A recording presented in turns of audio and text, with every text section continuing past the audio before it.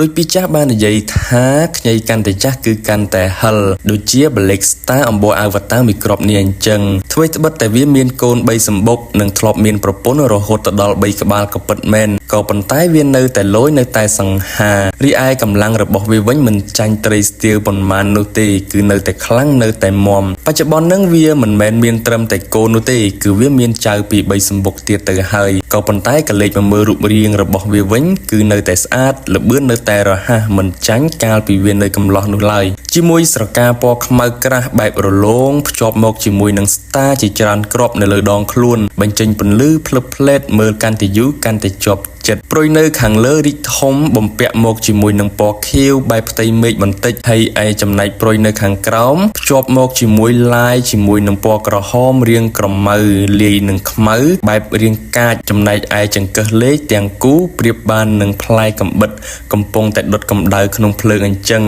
កន្ទុយក្រាស់មូលខ្លងដូចជារាហូកំពុងតែចាប់ច័ន្ទនាពេលរាត្រី